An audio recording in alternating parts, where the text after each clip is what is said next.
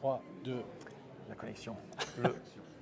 Bonjour à toutes et à tous, de retour dans la grande nef du musée de la Grande Guerre de Meaux pour le salon de la bande dessinée historique et encore des auteurs avec nous pour parler de leurs albums. Et cette fois, nous allons parler de L'Ombre d'antan, un projet, plusieurs histoires à l'intérieur de cet album. Alors j'ai à mes côtés Jean-Christophe Ponneau, Stéphane Agosto et Philippe Zitka qui vont nous parler de cet album. Alors comment est né cet album ? Alors comment il est né? En fait, c'est il y a 2 ans à peu près. On a eu l'idée au niveau, voilà, moi je suis le président des Amis du musée de la Grande Guerre et on cherchait un moyen de relégitimer le musée par rapport à son territoire, qui avait une histoire très riche avec la Première Guerre mondiale, parce qu'on me posait souvent la question pourquoi un musée à Meaux? Pourquoi un musée à Meaux? Parce qu'il y a eu en fait un épisode important de la bataille de la Marne qu'on appelle la bataille de l'Ourcq. Donc un jour j'ai eu une idée, c'est de dire et si on faisait une bande dessinée sur la bataille de l'Ourcq? Après avoir cherché, je suis tombé sur voilà, une personne fantastique, Philippe Zitka, qui m'a dit pas de problème, mais plutôt que de raconter une histoire, si on racontait 6 ou 7 histoires avec 6 ou 7 dessinateurs, et il avait déjà travaillé, il va vous en parler. Donc voilà comment est née en tout cas cette idée de créer cette bande dessinée. Et donc plusieurs histoires. À l'intérieur, qu'est-ce qu'on trouve dans cet album ? Oui, en fait, l'idée de l'album collectif avec plusieurs histoires, il est venu assez rapidement puisque raconter l'histoire de cette première bataille de la Marne en un album en 48 pages, ça aurait pu devenir très rapidement quelque chose d'un peu indigeste. Il y avait tellement d'éléments, tellement de personnages à faire rentrer. Là, l'album, il fait combien de pages ? Alors, l'ouvrage au total fait 104 pages. Maintenant, il est complété par un gros dossier historique. Par contre, on a 7 histoires de 8 pages chacune. Donc, ce qui fait 50 et quelques, 54, 56 pages. Mon arithmétique est plus très bonne. Et donc, rapidement, j'ai proposé à Jean-Christophe de réussir à couvrir un petit peu toutes les unités et tous les personnages en allant chercher des éléments un peu symboliques et de raconter ces histoires. Donc il a fait une première sélection de personnages ou de faits qui méritaient selon lui d'être racontés et on a fait une sélection dans cette sélection et puis à partir de là on est parti dans la recherche documentaire. On a écrit les histoires et puis on a monté une équipe pour créer artistiquement les 7 récits qui sont dans l'album. Alors c'est des récits, ça se passe au même moment ou alors il y a une variété aussi chronologique, le début de la bataille, la fin de la bataille, avant, après ? Alors pas avant, après, mais ça se passe effectivement pendant les quelques jours que dure la bataille de la Marne. On n'a pas cherché à être chronologique dans les histoires qu'on raconte, c'est-à-dire qu'elles ne sont pas racontées de la plus ancienne à la plus récente. On a essayé de trouver un sens qui nous semblait le plus logique dans la manière de les raconter, de les présenter dans l'album, mais l'idée n'était pas d'avoir une présentation chronologique, non. Mais il y a quand même la volonté de faire quelque chose de varié, les armes, les régiments, c'est pas toujours la même chose, les civils. Oui, et les civils, mais ça c'est quelque chose que Jean-Christophe voulait dès le départ, et c'est pour ça qu'on en est venu justement à cette histoire de collectif avec plusieurs récits, parce que c'était le meilleur moyen de pouvoir plonger dans le détail, j'ai envie de dire, enfin plus dans le détail en tout cas, de certaines personnes, de certains régiments, de certaines unités, de certains faits. On parle aussi, on a une histoire qui s'appelle le drapeau. L'idée, c'était de montrer aussi comment le drapeau à l'époque était quelque chose d'important au niveau régimentaire, au niveau des soldats. Donc on a des histoires en ayant fait cette sélection. Ça nous a permis vraiment de pouvoir rentrer dans le détail. Alors on couvre pas l'entièreté de cette première bataille de la Marne avec tous les régiments, mais on a les plus symboliques. On a la brigade marocaine qui a été illustrée par Stéphane qui est ici. On a les zouaves à Étrépilly. On a une infirmière à Meaux dans l'arrière. On a les otages civils à Vared. Enfin voilà, on a essayé. On a Charles Péguy bien évidemment. Donc voilà, on a essayé d'être le plus précis possible et le plus complet possible dans les limites que l'album nous imposait. Pour donner un panorama de cette bataille. Oui, absolument. Ouais. Alors Stéphane Agosto, vous avez dessiné une des histoires. Ouais. Alors qu'est-ce que vous pouvez nous raconter un petit peu ce qui se passe dans dans ce court récit? Oh, c'est un récit très condensé, très bref de l'engagement de la brigade marocaine sur le champ de bataille de l'Ourcq. Après, moi, c'est pas. Enfin, je veux dire, le scénario, l'histoire qui est racontée, c'est plutôt le scénariste qui pourrait mieux en parler que moi. Moi, je me suis surtout appliqué à restituer. Alors, on voit derrière vous les soldats de la brigade marocaine, avec leurs uniformes qui sont assez particuliers par rapport à ce que j'ai l'habitude de dessiner, on va dire, quand je fais parce que j'ai fait un album sur la Grande Guerre avant. Et voilà, donc là il y a vraiment une troupe très particulière et voilà, ça me faisait plaisir d'illustrer cette histoire-là. Et alors pour la documentation, vous êtes venu au musée? Oui, bien sûr, oui. On est venu au musée. Mais c'est vrai, on a été sur le terrain aussi. On a été sur le terrain pour la topographie, effectivement, essayer de restituer ces vallonnements, ces champs, ces bocteaux qu'on retrouve dans l'histoire. On est venu ici, évidemment, pour toutes les questions un peu uniformologie. Et on m'a fait suivre beaucoup de documentation aussi informatique, donc beaucoup de photos, de textes, etc., qui m'ont permis aussi de m'imprégner de cette histoire et surtout de cette troupe que je connaissais assez mal en fait de la brigade marocaine. Alors on voit, en parlant de photos, on voit après chaque histoire, il y a une photo en lien avec l'histoire. Elles viennent d'où ces photos?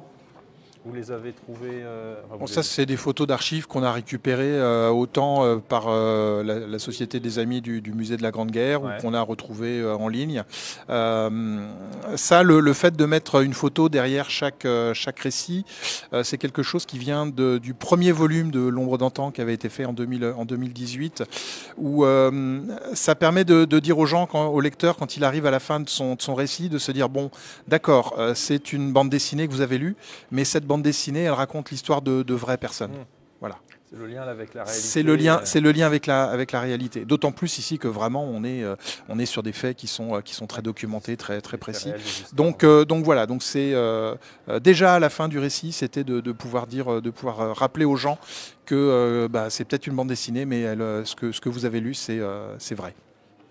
Alors à la fin, il y a un dossier scientifique assez important. Ça aussi, ça vous paraissait nécessaire et indispensable après les pages de bande dessinée? Ouais, complètement. Ça, c'est quelque chose dont on était tout de suite d'accord avec Jean-Christophe quand on s'est vu tout de suite. D'autant que Inukshuk Édition, qui est la maison d'édition qui a édité, ça fait partie de la ligne éditoriale de la structure, qui est, quel que soit l'album, de rajouter un complément éditorial. Alors, sur de l'historique, on va faire un dossier historique, mais sur d'autres albums, on peut faire, parce qu'on ne fait pas que des albums historiques, mais sur d'autres albums, on peut faire une analyse de l'œuvre, une présentation du travail de l'auteur.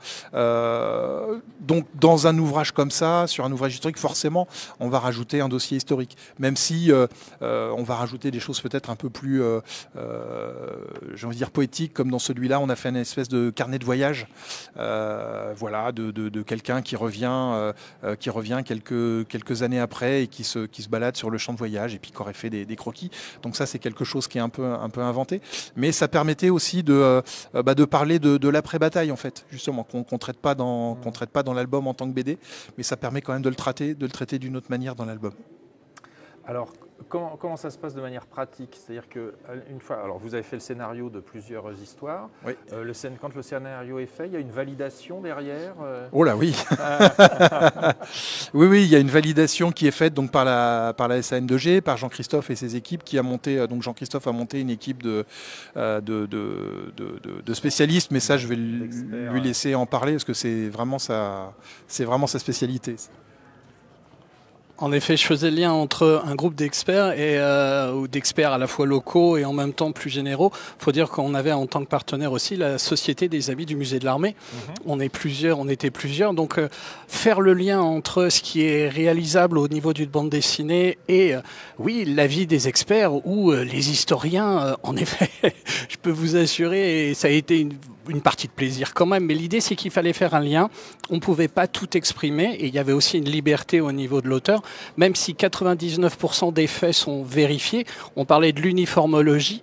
On est au début de la guerre de 1914. Les uniformes ne sont pas du tout uniformisés.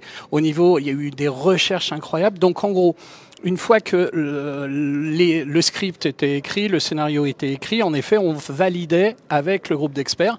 Et puis, je faisais une synthèse que je renvoyais à Philippe pour ça. Et à toutes les étapes en fait de la construction de cette bande dessinée, en fait, on a essayé de respecter cette notion de validation au niveau de la colorisation. On a énormément de photos en noir et blanc, mais retrouver les couleurs exactes, etc. Par exemple, ça a été un travail, on le disait, avec Stéphane sur la brigade marocaine. Alors, autant au niveau des troupes, on savait, mais si je vous racontais qu'il y a même une histoire au niveau de la ceinture où on a des traces de certaines ceintures bleues dans les mémoires du lieutenant Juin, qui était un jeune lieutenant à l'époque de la brigade marocaine. Mais ça a été une aventure passionnante et en effet, il fallait qu'on réserve. On engageait la responsabilité du musée de la Grande Guerre, du musée de l'armée. Il fallait qu'il y ait vraiment cette notion de véracité historique. Et alors, vous avez eu beaucoup de dessins à refaire ? Non, personnellement non, parce que en plus, ces corrections, des fois, elles se situaient, enfin je parle pour ma part, parce qu'on a tous des façons de dessiner différentes et de travailler différentes, mais elles se situaient souvent au niveau de la colorisation, c'est-à-dire que c'était un galon qui manquait, ou que moi j'avais pas mis dans le dessin, parce que j'avais un dessin qui était un peu stylisé et sur lequel n'apparaissaient pas forcément tous les détails, et donc des fois c'était le coloriste derrière qui a fait un très beau travail d'ailleurs, je souligne en passant, qui lui donc mettait les choses en conformité par rapport aux remarques qui étaient faites. Mais c'est vrai que ce travail d'exigence de conformité par rapport à la réalité, oui, c'est un des plus importants dans ce type de bande dessinée, quoi. C'est normal, quoi. Surtout si on l'a fait en lien avec un musée comme celui-ci, quoi. Et alors, c'est pas trop pesant pour un dessinateur d'avoir toutes ces contraintes, ou alors au contraire, ça dépend peut-être du tempérament de chacun. Ouais, c'est ça. C'est-à-dire que, alors, moi, il se trouve que moi, en plus, je suis passionné par la Grande Guerre, au-delà du dessin et de cette commande de travail. Je suis depuis des années passionné par ce sujet et donc j'ai une familiarité quand même avec même si je disais tout à l'heure que cette troupe en particulier de la brigade marocaine, je la connaissais pas forcément bien, hein, et puis on s'est rendu compte qu'il y avait effectivement plein de petites subtilités dans les uniformes qu'on capte pas sur des vieilles photos en noir et blanc. Donc oui, non, c'est peut-être une contrainte parce que moi j'aime ça, donc j'aime faire de la bande dessinée historique. Je connais un petit peu cette période, donc j'ai une facilité, on va dire, à rentrer facilement là-dedans. Mais après, effectivement, il y a les spécialistes qui sont là quand même pour valider, quoi. Donc j'ai pas eu beaucoup de choses à modifier et ça s'est plutôt bien passé pour moi. Voilà. Alors, est-ce que c'est un critère de choix des dessinateurs, le goût pour l'histoire en général et la Première Guerre mondiale en particulier ? Non, pas nécessairement, mais on savait qu'on allait toucher un public qui n'allait pas être nécessairement un public fan de bande dessinée. Et donc on a, surtout avec Jean-Christophe, dès le départ, j'ai compris qu'il fallait que je lui propose des dessinateurs plutôt réalistes, avec un style plutôt classique, pour pouvoir toucher le maximum de monde. Et puis après, bah oui, on a essayé de trouver des gens qui avaient quand même une certaine appétence et voilà, et une affinité vers de la BD historique. Donc oui, après on leur a proposé. Certains auraient pu nous dire bah non, c'est pas trop mon truc, j'ai pas envie. Juste pour aller dans le même sens, c'est-à-dire qu'effectivement, si on m'avait proposé une BD historique comme ça à faire sur l'époque, je sais pas moi, de Versailles et Louis XIV, j'aurais pas accepté. C'est-à-dire qu'il y a des sujets ou des périodes pour lesquelles je me sens pas du tout à l'aise, quoi. Et donc j'aurais pas pris le risque de me lancer dans une aventure comme ça sur des périodes que je maîtrise pas du tout, quoi. Je suis peut-être pas assez souple, enfin je sais pas, mais voilà. Quoi. Non, mais on sait qu'il y a des dessinateurs, par exemple, qui disent, moi, je supporte pas de dessiner une voiture ou une moto, et voilà, et qui sont plus à l'aise dans des choses un peu plus anciennes.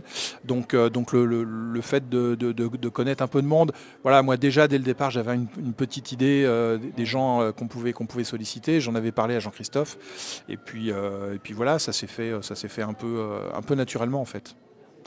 Très bien. Et ben écoutez, alors petite particularité de cette édition, il y a 2 éditions.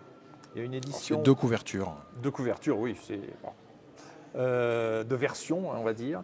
Une version pour le département, pour les gens du coin qui reconnaîtront le monument qui est au milieu de la couverture, qui est juste à côté du musée. Et puis une version plus nationale, un peu moins avec. On ne voit pas le monument et c'est un peu plus symbolique. Oui. Stéphane qui a fait la couverture, elle est magnifique. Et Stéphane a fait cette couverture-ci. Pourquoi avoir fait deux couvertures ?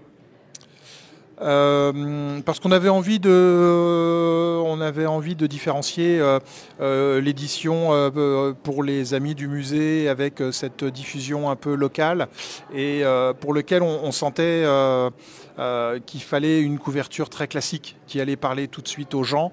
Et moi j'aime bien par contre les couvertures qui peuvent laisser la place un peu à l'imagination, à l'ouverture d'esprit, à la poésie. Et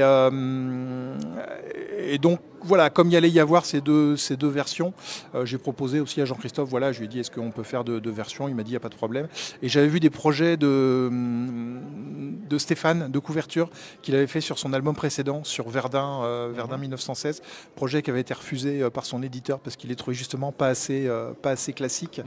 Et donc voilà, je me suis dit que finalement, il serait peut-être un bon candidat pour faire une couverture, voilà, un peu moins classique. Et puis il a accepté, j'en suis ravi. J'étais ravi de la faire.